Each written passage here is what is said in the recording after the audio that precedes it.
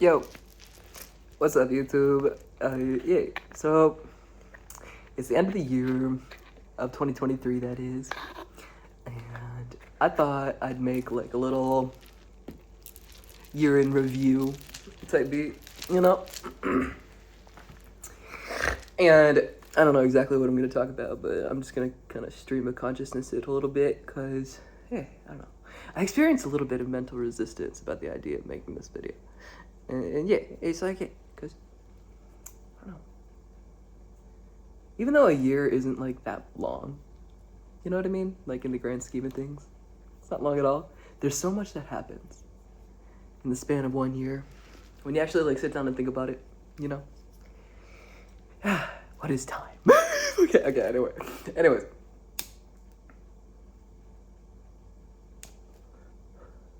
Yeah, so year in review.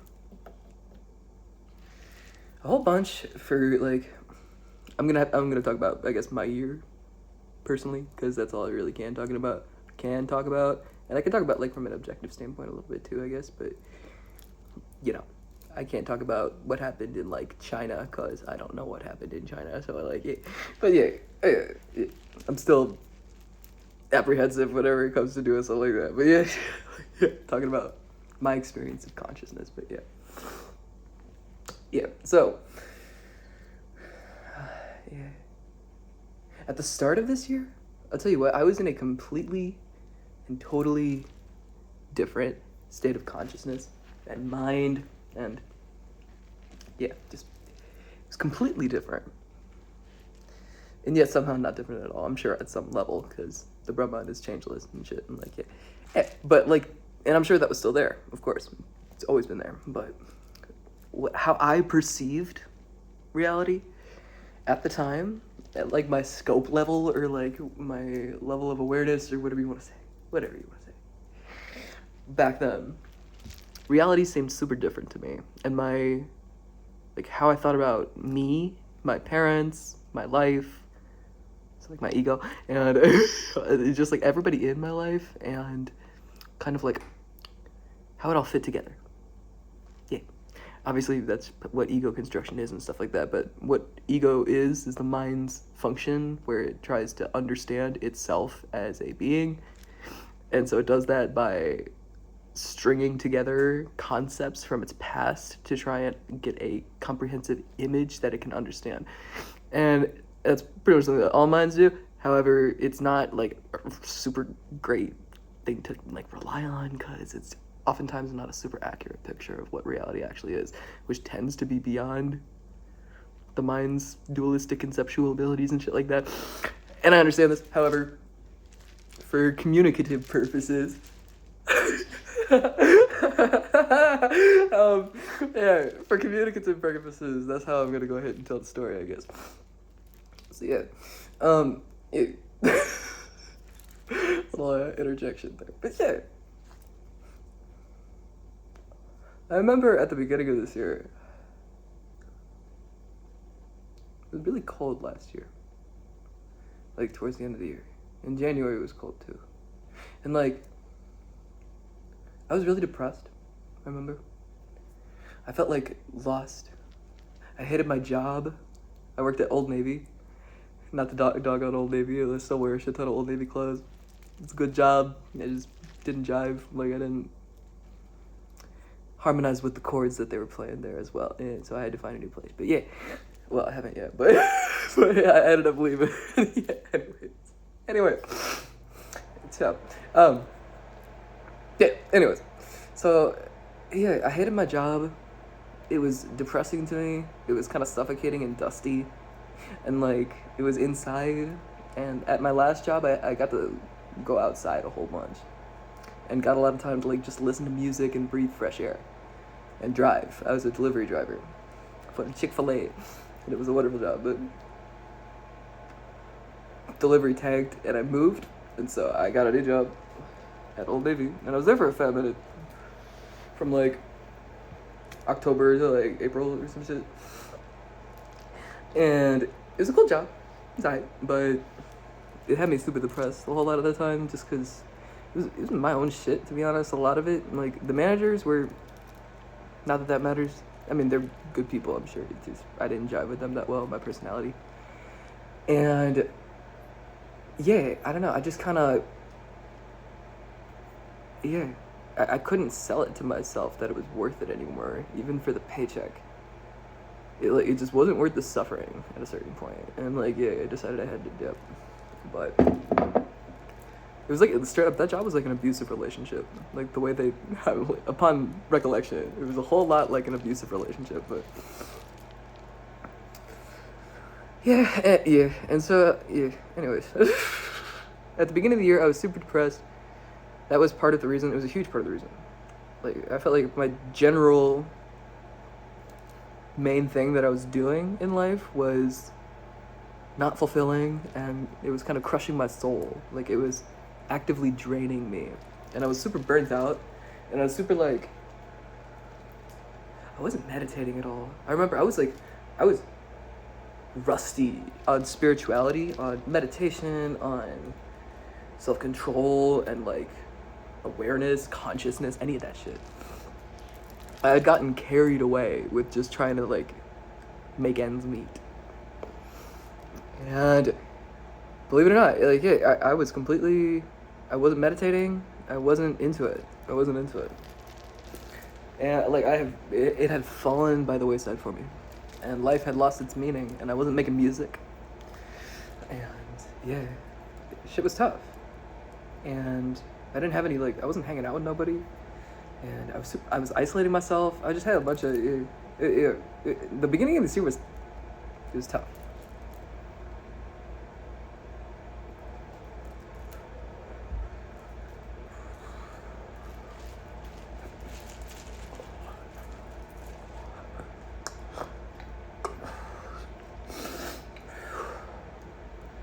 Yeah. So, anyways,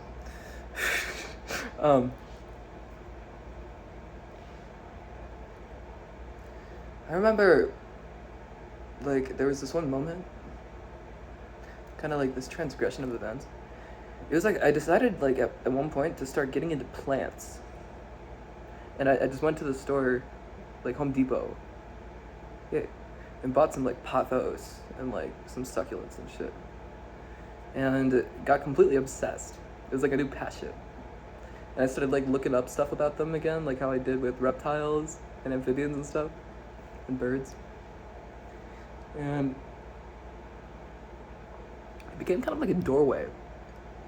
It was like a doorway into spirit again, just a little bit. It got me paying attention to life around me and to, like, the beauty of nature and to, like, yeah, kind of life in a new form in a way that I hadn't paid attention to much, which is plant world, a huge part of our ecosystem, a huge part of our planet. Our planet's lungs. I wasn't paying much attention to the whole plant world, and it was really eye-opening for me, like, when I first started getting into plants, and I got super obsessed right away, and I got into nepenthes, the whole shit ton. I love nepenthes, tropical pitcher plants, and, like, carnivorous plants and shit. I love them. They're just so fascinating, and, like, yeah, beautiful. Yeah, oh, yeah, I can't believe, yeah. But yeah, I got super into them, and I bought a whole shit ton of plants. I became like a plant lady. Like, I was filling my apartment up with them, and it was like all I was it's all I cared about for a little bit. It was plants and the Dhammapada at the time. I remember I was reading that. And I was getting back into Buddhism. It was like, yeah, oh yeah. It all kind of coincided at once. Like, I started getting into plants. I started doing research about plants more, and I kind of started getting into spirit again, because it was getting me connected to my spirit. I guess it must have been.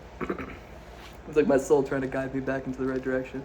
And yeah, because we had gotten super, shit was tough, and like, yeah, we gotten super disconnected and, like, discombobulated, and, like, there was work to be done, and work we did, and yeah, which I'm very proud of, or I shouldn't be grateful for, I guess. But I'm proud of myself for being able to have done it, like, from an observer standpoint. I don't take any credit for it, but I'm like, yeah, I don't know how to, yeah. I try not to take credit for anything. without merits and without sins, you know, nameless and formless, never born, etc., etc. Gotcha space, but yeah. And yeah. So yeah, that kind of opened like a doorway up. Getting into plants kind of was a doorway to spirit, and that kind of got me more into. I remember, yeah, I decided to look up this one interview with this dude named Matthias de Stefano again that I had seen at the beginning of the year when I moved to Kent in like August or some shit, or like September. And I remember listening to him and thinking some shit like, "Ooh, he's speaking the language. He's speaking the language, dude." And like, I don't really know what I was even talking about back then. Like, upon recollection, I guess he was talking about like all things being one and like the self, basically, like the unity and like beneath the complexity and like non-duality and stuff like that, and like how it's all a tree and like leaves on a tree, shit like that, and like dimensions and yeah. And I guess it was ringing a bell to a part of me, and that was a topic that I don't really get to talk with anybody about much. And it was super exciting to me at the time hearing somebody else like talking about it like that, who like got it, you know, who was like awake, and or who had at least woken up before. Hey, Mom. Oh, meds. I was gonna wait till 8, if that's okay. Oh, that's fine. If that's okay. I appreciate that, though. I just don't want you to not take them. I didn't forget. I wanted to wait till 8 tonight, if that's okay. Cool. Love you, Mom. I love you. Sorry about that. Evening meds. And yeah, I forget what I was talking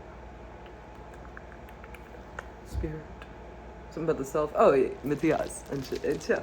So yeah, I looked up that interview again, and it sparked my curiosity in like seeking self-realization, seeking liberation or release or nirvana or samadhi or moksha or whatever you want to call it, non-duality, whatever you want to call it.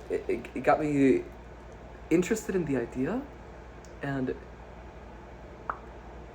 like I was seeking it because I had experience. I was like a bodhisattva at the time. I was a once returner, I guess you would call it. I had woken up once and experienced nirvana at least once, and I wanted to get back there. Like, I knew it was possible, and I knew that it was bliss, and like it was all that, and like pretty much what life is all about. And like without that, there's not much. Like without that love, there's not much else. You know what I mean? And like I was crucially I was aware that there was something very central to like my dharma that I was missing in my life. And that Matthias videos kind of got me back into meditation, because I checked out one of his like personal YouTube videos. It wasn't his, but like it was videos of him that he recorded in like a hotel room, as opposed to like set up interviews and shit, like highly produced interviews. It was just like a webcam on a laptop in a hotel room that he was spending a year in Cairo in Egypt, and he was doing some like spiritual work with Gaia, and it's some energetic work with chakras and alignments and activations and all this stuff, and it was super cool. I thought anyway, like in my opinion. I found it super cool, and he's super, super cute, which also helped. But he's also a wonderful meditation teacher. And I started watching those personal videos because he would do an alignment, a chakra alignment, at the end of every video. It was like a daily connection, he called them. And I was lonely, and those connections made me feel straight up. I started to watch those videos every single day, because it made me feel like I was connecting to something greater than myself, and it made me feel And also the meditations were super helpful in terms of like managing stress, anger, dealing with my roommates, you know what I mean? everyday shenanigans. And it was super helpful for finding my peace. Finding the silence between the sound and stuff. The om. And yeah. Yeah. And they were super good for kind of, I would say the main thing that Matthias taught me in this life was like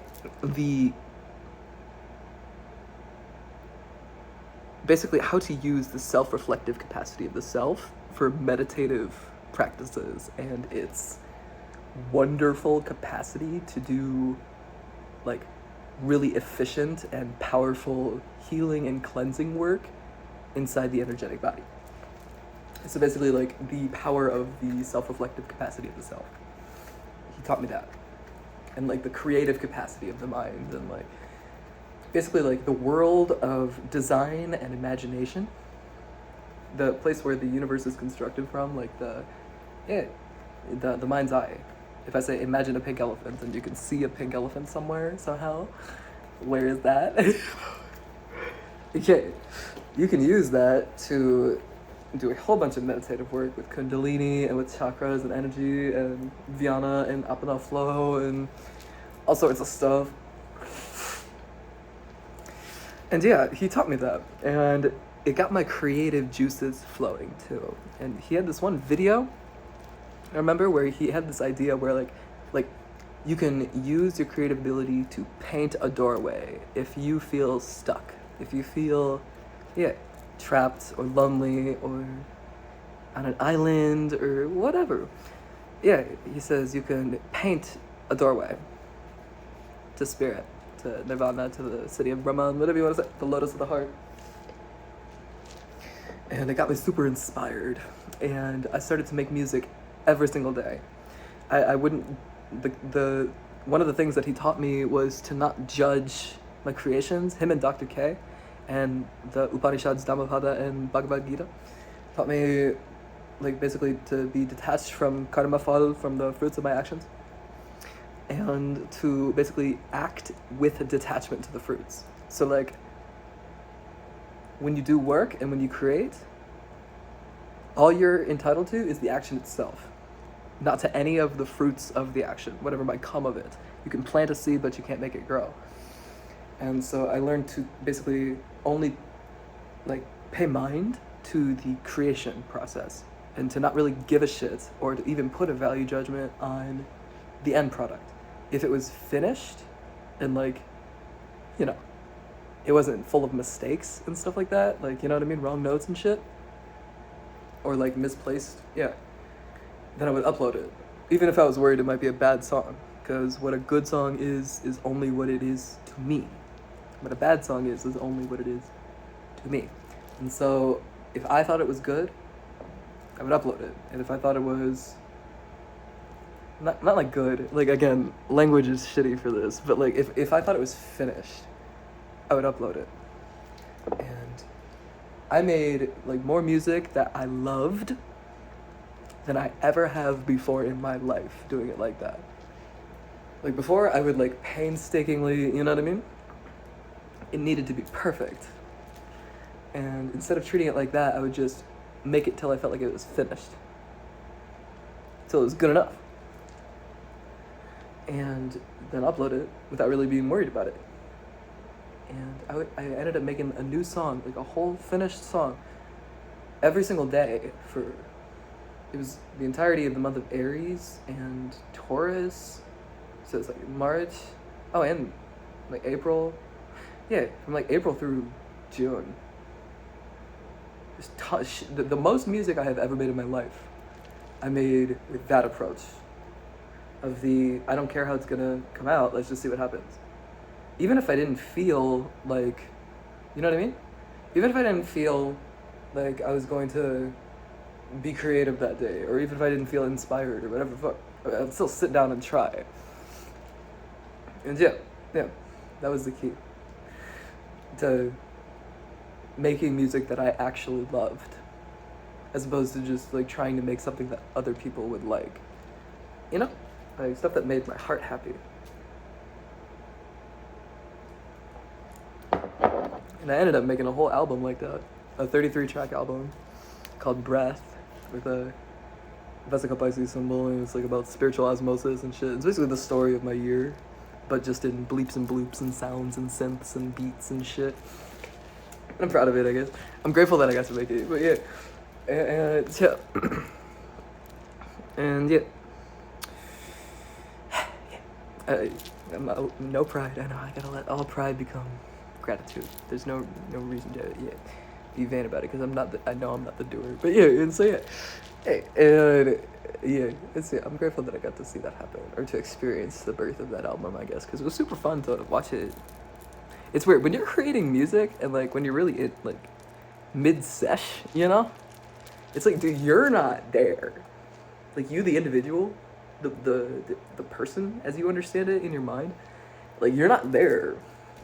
It's just like creation happening, and your body is just like a vehicle of like, yeah, it's really weird. It's like, yeah, no words for it, but yeah, you become like one with the process, basically. Like, as opposed to something participating in a process, you become the process, and like there's like a layer of condensation, I guess, of consciousness removed or something like that. I don't know. You lose the sense of I and go into the flow state, basically, but like you know, yeah, Taurus and shit. But and yeah, it was cool. I thought it was cool anyway. It was a good time. It was fun, and I hope so. Yeah, I think so. Other people enjoyed it. I hope other people enjoyed it. It's on SoundCloud. If y'all want to check it out, there's a link to my YouTube and shit. But yeah, if you like it, I hope so. But it was very fun to make. I hope it gets you dancing. If you do check it out, that's kind of the goal of the music, I guess. It's just to express how I feel, basically. Like kind of the goal. Music for me is about getting me dancing as kind of like a meditative technique to like decondensify consciousness and like to help let go and to let loose and shit and get connected to and the Kundalini and like, you know what I mean? And yeah, and Apana and all that, and well, all of it, all the energy of the body, getting proper flow and stuff, and like becoming one with it, and like oneness, unity, and stuff. And yeah, anyways, y'all, I'm sorry. Yeah, that's what it's about for me. And so the music that I make kind of ends up being about that, but it's not really inherently about anything. Like, I made it about something to me, but whatever it is to like you, the listener, is what it means to you.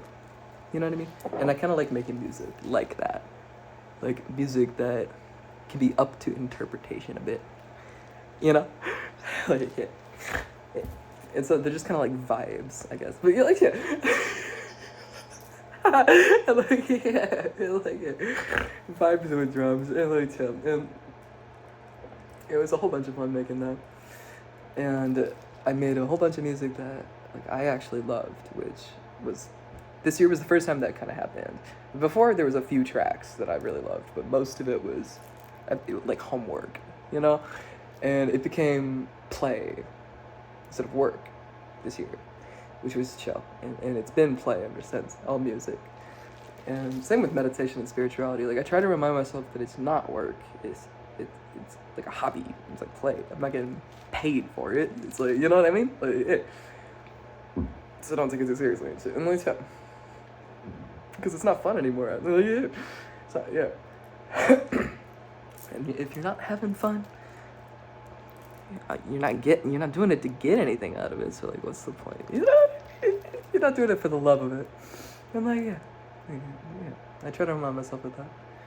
And I've been very like fervently working on like maintaining my detachment to the fruits of my actions. Like, I know that's key. So, yeah, and yeah.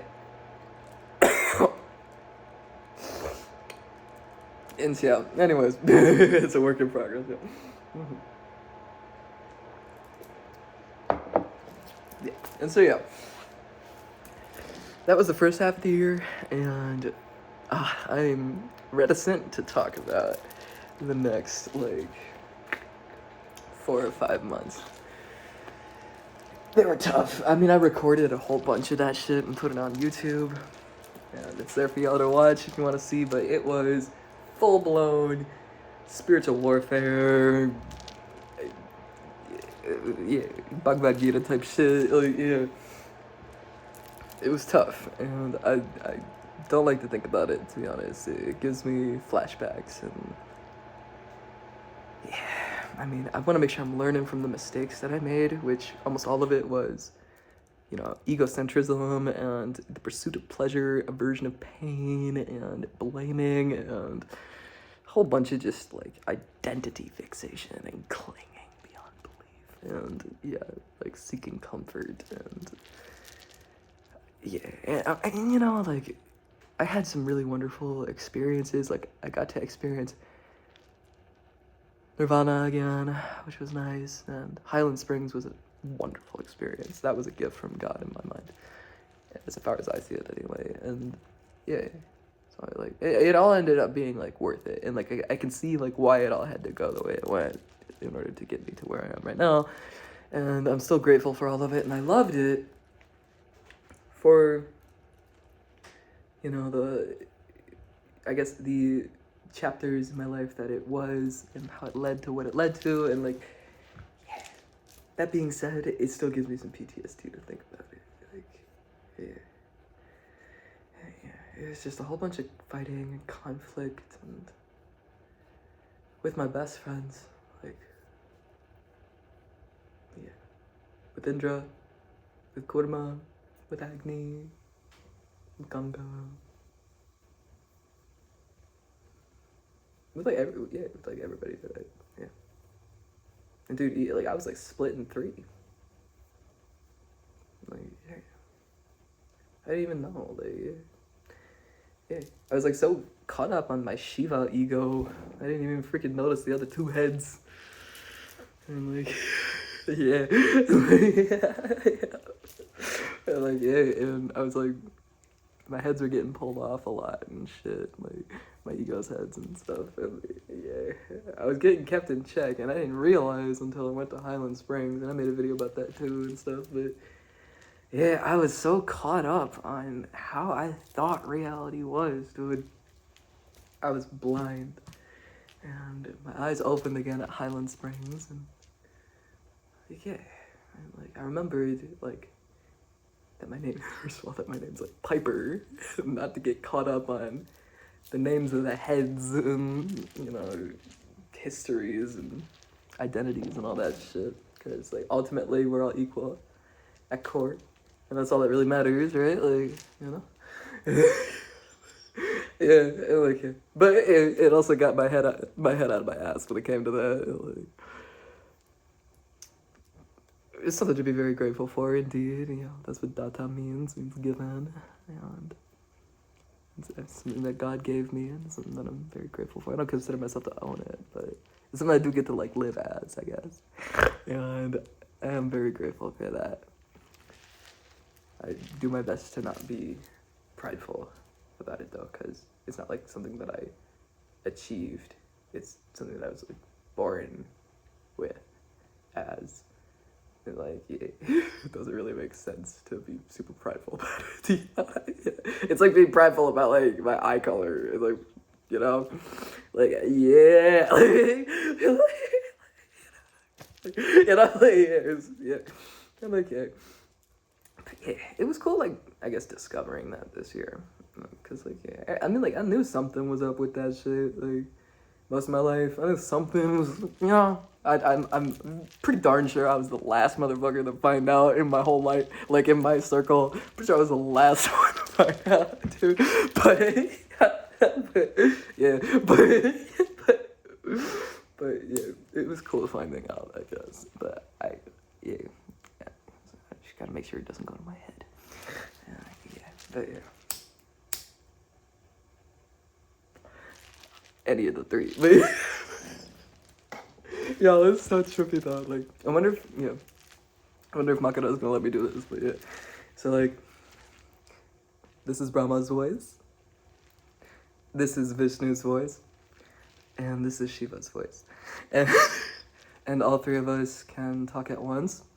And I don't know if the audio differences are like picked up at all, but yeah, but like I wonder.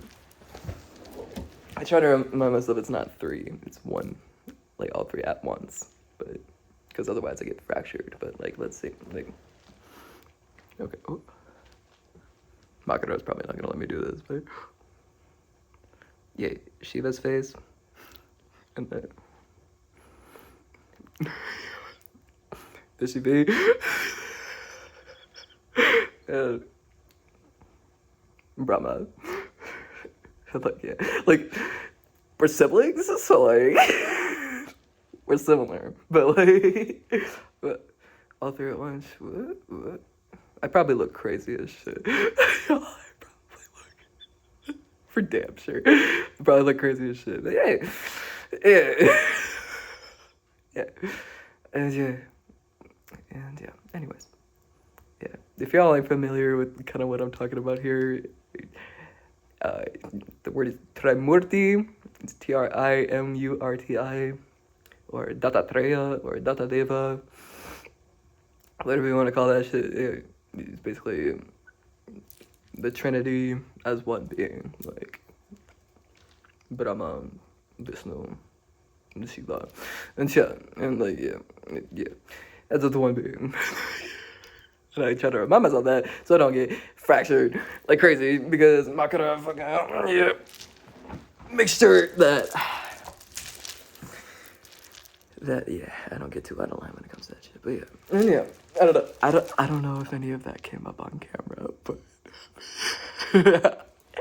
it entertains me. I figured I'd share a little bit of that. Anyway, anyways, I always wondered why people would, like, when people texted me, they would, instead of saying you, they would say y'all. like, I never understood it, dude. It makes sense now, but yeah, right, like, and yeah. So that's something I learned about myself this year, or about the self, I guess. And Kurma and stuff. So and I don't need to share all of it, but my mind was on Indra again. I'm doing my best to not let my shit get swept away by Mr. Stormy Boy too much, because he's good at it. But yeah. Anyways, it's been a cookie year. I kind of went all over the place about the last half of the year, but yeah, bunch of conflict. I learned a lot when it comes to, pain and pleasure being one and the same, and you know what I mean? Transcending the two, and birth and death, and all that. And I had to confront impermanence. I had to confront death. I had to confront loss. And I had to confront loneliness, and humiliation, and betrayal, and a whole bunch of shit, dog. I had to confront a whole bunch of shit and kind of swallow my pride when it came to that. And that was after, finding out about Shiva, and back in May and June, and it had gotten so to my head, it had gotten so, my ego had gotten so inflated about it, that, I don't know, dude. It's hard to, find ways to think about it, because, it's something that, dude, it's hard to find people to, talk to about that shit and not sound crazy as fuck, even though, it affects a fair portion of my life, it is, me and my mom have been going to a Hindu temple near my house, the Shiva Vishnu temple, lately, and that's been nice. It's been feeling, it feels like a little slice of home, and I feel a little less weird, I guess, but yeah, I don't know, dude, it is, I guess I'm still kind of lonely when it comes to, it's hard to imagine, dude, I was thinking to myself about this shit a little while ago, about, how have I ever felt, I guess, lonely in this life when they're always with me. Always. Always. And yeah. And like, I don't know. Like, I don't know how I ever end up feeling lonely, but it happens. Somehow it still happens. And I gotta remind myself that I'm never alone. And, you know, the mind can always find things to feel without. You know? And happiness doesn't come from within or without. And, yeah. And that's something that I learned. And it's kind of relieving. Because, like, the true source of abiding joy and the true source of happiness and peace and bliss comes from at least in my experience, don't take my word for shit, go find out, but it comes from the changeless, eternal, present whole, without parts. Changeless, nameless, formless, attributeless, immutable, whole, without parts. And the parts are imagined by the mind, but free of the imagined separations conceived by the mind. The source of abiding joy is always there. It's always there. It's always there. It doesn't go anywhere. It's not affected by anything, by pain or pleasure. It doesn't get swept away. It doesn't get blown. It doesn't get burned. It's not wet. It doesn't get crushed or it doesn't get touched. It's like space. Space contains things, but space itself can't be stained. It's like, if you can find that source of abiding joy within, it can't be lost. It can't be affected by anything that happens to you in life. It can't be lost. Now, there's things that happen to us in life, and I'm one to talk, like, I'm trying to not be a hypocrite about this, because, I lose it all the time. Often still am I carried away by what is false and carried away by the sway of the senses and by my passions and etc. And by, cravings. Yeah. It happens. However, I have found, with all things in life, there's a middle way.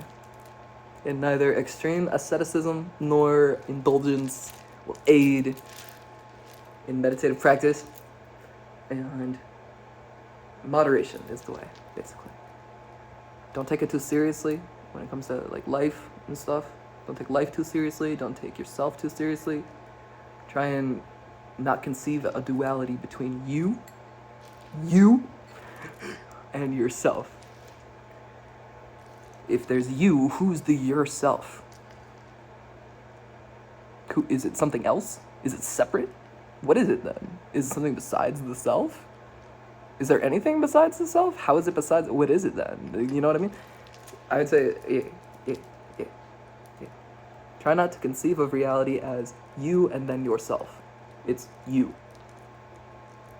It's you. And that you is the source of all abiding joy, happiness, peace, bliss, and all that shit.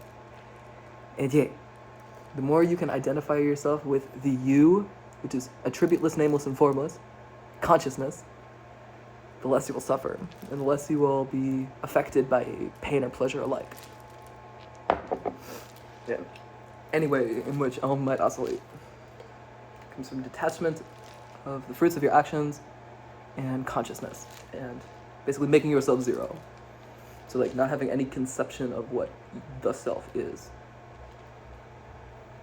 And basically decoupling the idea of awareness with any bit. So not attributing you with any part. Not the body, not the mind, not the intellect, not the ego, not just super consciousness. No conceptual part alone. The changeless whole. Without parts. All of it at once.